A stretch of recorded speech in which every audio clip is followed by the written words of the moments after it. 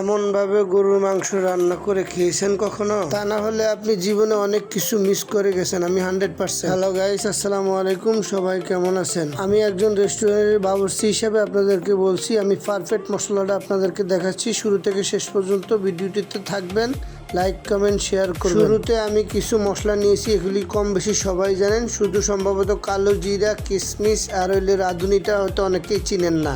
আমি এখানে কাঠবাদাম নিয়েছি 3টা, লবঙ্গ, দারচিনি, এলাচ, কালো গোলমরিচ, সাদা গোলমরিচ এবং ছোট সাইজের 2 পিস জয়ত্রী এবং একটা স্টার নিয়েছি। আর এটা হচ্ছে আপনার রাঁধুনি, আবার এটা অনেকে জৈন বলে। ঠিক আছে, কাছ থেকে দেখাচ্ছি। আমি এখানে 1 কেজি 2 থেকে 300 গ্রাম নিয়েছি গরু মাংস, ওই মশলার সাথে পারফেক্ট মেলার জন্য। এই দিক দিয়ে আমি মশলাটা ভিজিয়ে ভালো করে 2-3টা কাঁচামরিচ দিয়ে ভালো করে বেটে নিচ্ছি নিজের হাতে ইনশাল্লাহ। মশলাটা বাটা কমপ্লিট শেষে এদিক দিয়ে আমি সরিষার তেল দিয়ে 1 কাপ পরিমাণ পেঁয়াজের বেরেস্তা রেডি করে নিয়েছি।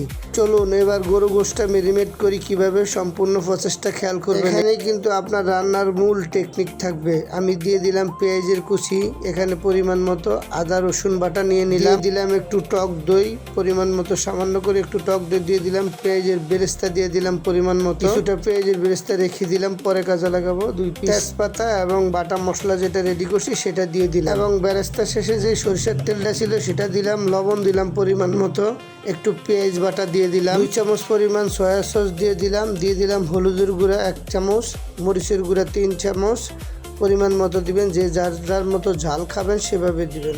আমি মশলাগুলো ভালোভাবে ম্যারিনেট করে মাংসের ভিতরে মিশাচ্ছি, আপনারা এইভাবে মিশিয়ে দিলাম একটু পানি পরিমাণ মতো। আমি এই পানিটা দিয়েই পুরো রান্না কমপ্লিট করব। টমেটো কুচি দিয়ে দিলাম উপরে, 10 মিনিটের জন্য রেস্টে রেখে চুলায় বসিয়ে দিব। এখন এই যে চুলায় বসিয়ে দিলাম। গরুর মাংস সবসময় মনে রাখবেন, আপনি যদি আধা ঘন্টা পরও লাড়া না দেন, তারপরও আপনার গরুর মাংস নিচে লাগবে না, কখনোই লাগবে না। প্রথম অবস্থায় যদি আপনি খুসনি দিয়ে মাংসগুলা লাড়া দেন, তাহলে আর লাড়া না ছাড়া আপনি রান্না করতে পারবেন না। এই টেকনিকটা সবাই মনে রাখবেন, প্রথম অবস্থায় যদি লাড়া না দেন তাহলে আর লাড়া লাগবে না। এদিকে আমার মাংস কষানো শেষ। আমি এখানে বাগারের জন্য সরিষার তেল দিয়ে দিলাম, মরিচ দিয়ে দিলাম, রসুন কুচি, পেঁয়াজ কুচি দিয়ে দিলাম। বাগার শেষ, এই যে দিয়ে দিলাম বাগার শেষে খেয়াল করে দেখুন মাংসটার কালার কেমন আসে। 5 মিনিটের জন্য দম রেখে দিলাম, দিয়ে দিলাম জিরার গুঁড়ি, ফাঁকি জিরা দিয়ে দিলাম। এখন দেখুন আপনি মাংসটার কালার কেমন আসে। আমি 100% শিওর, আপনি যদি এইভাবে কখনো গরুর মাংস রান্না করে না খান, তাহলে জীবনে আপনি অনেক কিছুই মিস করে গেছেন। এটাই হলো পারফেক্ট কালো ভুনা। আমি অত কালো করার প্রয়োজন মনে করি না, এভাবে খেয়ে দেখবেন আপনারা 100% অনেক মজা পাবেন। গোশটার কালার কেমন আসছে, পারফেক্ট একটা গরুর মাংস,